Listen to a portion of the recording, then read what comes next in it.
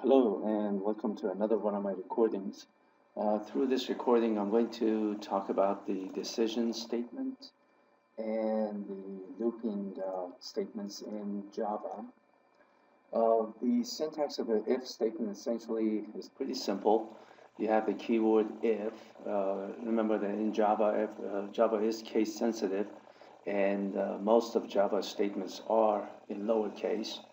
So the if statement, which allows us to make a logical decision based on a logical expression, allows us to essentially make decisions. So with this essentially boilerplate or template, we have if this logical expression is true, then we execute these statements or statement. Now, if you only have one statement to execute, you really don't need these curly braces, but it's a good idea to have them in case you're trying to add more statements, then you're sure that everything will be executed. So a simple if statement essentially says if the expression is true, we will execute the statement. If it's false, we won't do anything. Another form of the if statement is if the logical expression is true, you execute this statement. Else or otherwise, you execute this statement again. S1 essentially means one or more statements. By the way, one or more statements could be other if statements. So essentially, you can nest statements or if statements within other if statements. And finally, you have a multi-way if expression where you will use the keyword or essentially the construct else if, and you will essentially say if this expression is true, you'll execute S1. Otherwise, you check to see if this logical expression is true, then you execute S2 and so on. And you can have this optional else clause to essentially serve as a catch-all deal where you will execute this if none of these other conditions are true. So let's just do a quick simple example in Java. Suppose you want to calculate the commission based on the amount of sales given this little table. And essentially anytime you see a table of choices, that will translate into a series of if statements. So as you can tell, you need a variable like sales to essentially make your decision to calculate your commission. So if we go to Java to essentially write the code, I'm using TextPad, which is pretty simple to use, and I hope you all consider using it, but of course you can use any of the other IDEs that I've mentioned and your textbook has mentioned. As you know, the format or the template of a Java program starts with the word public class. Here's the name of the file. Of course, the name of the class has to match the name of the file. So this way, if you make any kind of mistakes, of course, as far as naming goes, you get an error message. The java.util.scanner allows us to use keyboard input in Java, which is what we want to do. And again, this stuff is already mentioned in your book, so this is back in chapter 2 of your book that they discuss the input statements. Okay, so what I want to do is I want to just essentially tab in and make sure to indent this properly. And I say int sales. That's my variable name sales. You probably want to prompt the user to enter the amount of sales. So you say enter sales. And then once you have that input, that prompt, you can say sales is equal to the keyboard or the input object, the scanner object input dot next int. Remember, the next int is essentially a method that allows you to grab the integer entered by the user. So now I know the amount of sales. So I'll say if sales is greater than or equal to 1. First, I'm going to go back to my program here. It says if sales is between 1 and 1,000, So I'll say if it's bigger than 1 and sales is less than or equal to 1,000. Either on either side of the compound logical expression, you have to have a whole logical expression. So avoid using something like sales greater than or equal to 1 and less than or equal to 1,000. Also, don't ever put a semicolon at the end of the if statement because it's not going to do what you want it to do. So we'll put a curly brace and we just say commission is equal to, of course the spelling isn't important, commission is equal to 2%, which is 0.02.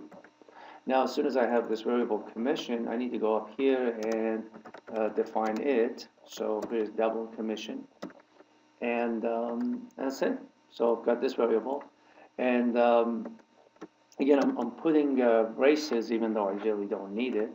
Else if, and I think I could just copy all of this stuff from here to avoid typing a lot of stuff. So if sales is greater than or equal to, if it's between 1,001 and 10,000, so that would be greater than or equal to 1,001 and less than 10,000. And the commission, I think, was 4%, so that would be 0.04. And close this. And I could use else, my else clause. Otherwise, meaning that if it's more than 10,000, the sales commission is going to be, or the commission is going to be 8%. So we'll go here. So I'll say else commission is equal to 0.04. By the way, I can also use the else clause as a catch-all, like an invalid entry or something like that. So I'll use another else if to check for more than 10,000, and then for the else, maybe I'll set the commission to 0 or something like that. So there. So now I've calculated my commission, and I could go ahead and do a system.out.println line. I'm going to print the commission equals to percent and the variable commission. So let's go ahead and compile this code, and I'm going to continue. And this is essentially going to run through this code, and first of all, it's going to compile it, and then it's going to run it for me. Now, for the first time, sometimes it may take a little longer for the Java program to compile, but it did compile, so we're okay. And let's go ahead and run it. And it says enter the amount of sales. I put in, let's say, $200. So the commission is going to be 0.02, and that's how we get the commission. Now let's go ahead and also ask the user for the name.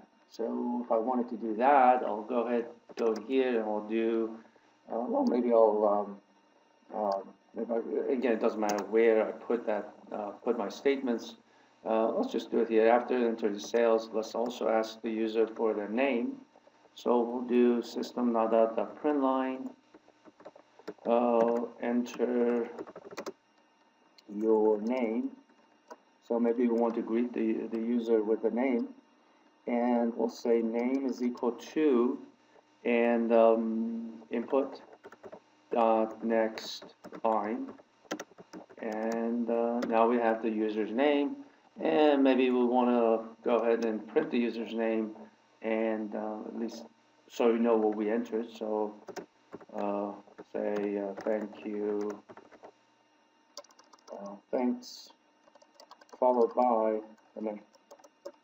Okay, so I'll go ahead and compile this, and I'm going to get an error message because the variable name hasn't been defined.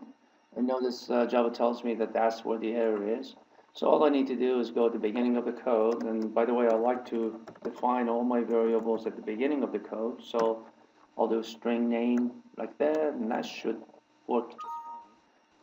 So same program, let's say I sold $2,000 worth of goods, and it comes in and says, well, enter your name, but notice it didn't actually stay there for me to input my name. And this is essentially a feature of the input statement using the scanner class, and I put a note under the week 2 or week 1 module that essentially talks about this issue. But essentially what's happening is that the extra carriage return at the end of reading the line is still floating around, so that gets consumed by this string. So all I need to do to avoid that problem is to just code I'm just going to go ahead and go right there, do Control V, and essentially this will just consume that extra carriage return, and now you'll see that I will be prompted to enter my name. So $2,000, enter your name, so I say Joe Smith, and there you go. Now, by the way, you may actually be you may see the use of a statement like next without the next line. And if you do that, you only read up to the first character, the first white space character. So in case of Joe Smith, the only thing that goes into name is just Joe. So be careful about using the method next instead of next line. Okay, let's go ahead and continue with the concepts of looping. And essentially, Java, like many other high-level languages, gives you two ways of constructing a loop. We either use what is called a while loop, which we use a syntax like while, and then we have a for loop, which I don't have here, but I'll show you an example. Oh, actually, I do. This is what the for loop looks like. So, if you know how many times you're going to repeat a process, you use a for loop, because this way you know the beginning, you know the end, and you know the increment. We use a while loop in cases where we don't know when we're going to stop, essentially. So a while loop, or even a for loop, has really three parts. You have an initial variable called a loop control variable. You have a condition to stop the loop, and you have a change of loop counter variable to avoid an infinite loop. And like I said, we could either use a while loop or a for loop. So here's a brief example, a quick example. It says write a program to display the numbers 1 through 10 on the screen with steps of 1. So obviously you're just going to display 1, 2, 3, and all the way to 10. Well, what we do is we create a variable like x or whatever you like, and this is basically a pseudocode. So x is 1. So long as x is less than 10, we display x. We increment x by 1. And the way this works is that x is 1, 1 is less than 10, so we actually execute the body of the loop. We print the value of x. We increment x, so x is now 2. So when we go back, 2 now is going to be compared to 10. So you'll notice that as soon as x becomes 11, we get out of the loop. So if I were to write this in Java, I can simply just take that pseudocode, just dump it here, and I have a variable x, so I'll just say int x equals to 1. Of course, you can use any variable you like. Here's your while loop. All we need is a parentheses. Again, don't code a semicolon at the end of a loop, because it will not give you what you want to get. Essentially, a semicolon is a statement. So if you put a semicolon there, you will get an infinite loop. So remember, after the if and after the while, do not put any semicolons, unless you know what you're doing. So instead of the system.out.println, instead of print, just do that. Close the x, and x equals to x plus 1, and I need the ending semicolon, and I'm good to go. So I'm going to go ahead and compile this thing and run it. And sales, let's say I sell the dollar, name is JJ, and these are the values 1 through 10 because of the loop. So pretty straightforward how we actually construct a loop. Now remember, if you had x greater than 10, for instance, accidentally, you wouldn't get anything printed, because the expression 1 greater than 10 would be false, so nothing will be executed. If we move on and look at this other example, here's an example where we want to ask the user to enter 5 test scores and then find the average of those test scores. So again, the pseudocode is we need some kind of a counter, c equals to 1, while c is less than or equal to 5. We want to input the score, we want to accumulate the totals, and outside of the loop, we want to calculate the average and print it. Pretty straightforward, so let's do the same thing. And by the way, it's always a good idea to start writing, before writing your first line of code, you always want to start with a pseudocode. That kind of allows you to understand the process and of course to be able to trace through that code effectively. So let's say int c equals to 1, again that's just my counter. I could have used my x variable again, but it doesn't really matter. So say while c is less than or equal to 5, my brace, I'll go in here, and it says get score. Of course, you know how that is in Java. We say score equals to input dot next, well, let's do next double because scores might be floating point numbers. So score is next double, and then we do total equals total plus score, and that's it. So I'll do that. Now I have my average variable equals total divided by 5 because there are 5 of those. And I want to print the average. Of course, instead of print average, I'm just going to use my system.out.println. And give that, do this, something like this, average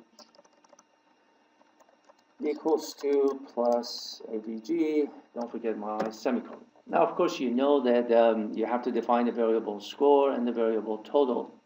So I'm just going to go up here. Again, I could do double score, comma, total. And because we're going to use total in here, before you use any variables in Java, you have to actually initialize those variables. What I'll do is right above the loop, I just say total is equal to 0 to make sure that the very first time through the loop, I have my an initial value for total. If you don't do this, you will get an error message right here telling you that the total has not been initialized. Okay, let's go ahead and compile this. See, this thing is going to ask me for 5 numbers and calculate the total and the average. I did get an error message because I did not define AVG. So let's just go up there and do AVG, compile it, and run it. It's going to ask me for sales. It's going to ask me for my name. It's going to display the values.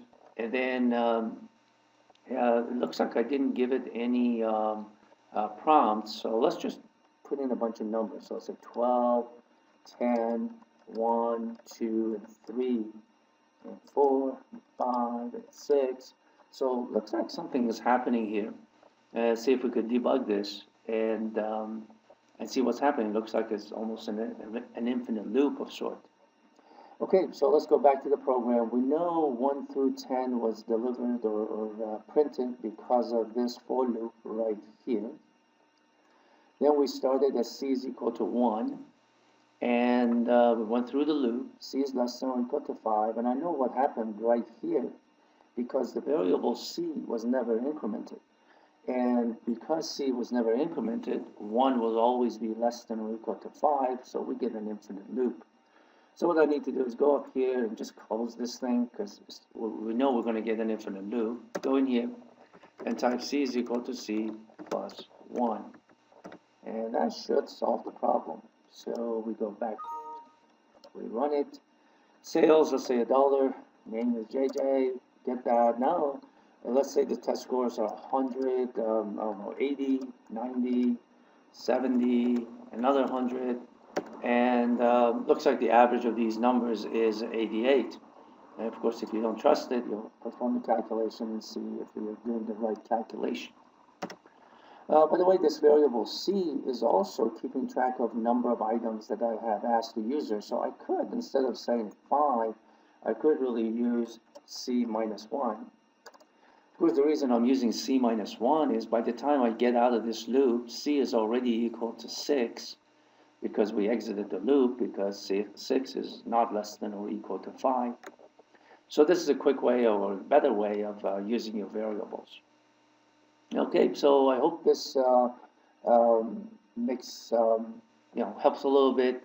Going back to this for loop that I had in here, I want to make sure that you understand the syntax or the way a loop, well, actually, I haven't done a for loop. So let's just display the for loop so that you can also understand the mechanics of a loop. So I'm just going to copy this thing here into TextPad. And you'll notice here that the for loop, I've said for int x equals to 1, now this definition of x inside the for loop is only good within the loop. So outside of the loop or inside the loop, it doesn't really, it doesn't have a value. So the way this works is that you say initialize x at 1, check to see if 1 less than or equal to 10. If it is, execute the body of the loop. Of course, I'm just going to go ahead and put a curly brace right there, just in case I want to add more code in between those. Otherwise, just one statement will be executed. And at the end of the loop, we do the increment. So x starts at 1. 1 is less than 10, so we enter the loop, so we'll print the value of 1. And then we increment x, so x is 3. We go back to the beginning of the for loop. Of course, we're not going to reinitialize, otherwise that will defeat the purpose. So we start here, and it says, is 3 less than or equal to 10? Because it is, we print 3. So if you can guess, you're going to display the numbers 1 through 9, because the moment x becomes 11, we exit the loop. So let's just quickly test this thing out, and I have a, and in this case, this was actually a good example because x had already been in the scope and actually been defined. You can't reinitialize it. So maybe instead of x, or just to show you how this works, maybe instead of x, I'll just use a variable called y. So we just have to make sure that everything is good. Otherwise, just take out the int here, and you would have been just fine, because you cannot multiply define a variable. So let's run this, it should work just fine. So now I'm going to just put in some numbers here, 1, 2, 3, 4, and 5. And here are the numbers 1 through 9. Now notice, if I try to do this, I'm just going to go ahead and show you quickly. If I decide to display the value of y outside of the loop, I will get an error message because y is only defined inside the loop. So let's try that. And sure enough, it says y cannot be found. So that's essentially what I meant by if you define a variable inside the loop, you can only use it inside the loop. Now, if I just took this variable definition out and just went up here and just say int y, of course I need to take this out. Now this statement will work just fine. This should display 11 because that's the value of y outside of the loop. So let's check that out. Okay, $1 sales, name is JJ, and 1, 2, 3, 4, and 5. And notice now 11 is shown, there are no errors, and that's how a loop works. Again, I'm assuming that you're taking this course because you have had exposure to other programming languages. So hopefully the concept of ifs and loops are familiar to you, and all you're learning is a new syntax, essentially using Java to do the same thing. I hope this is helpful. Goodbye for now.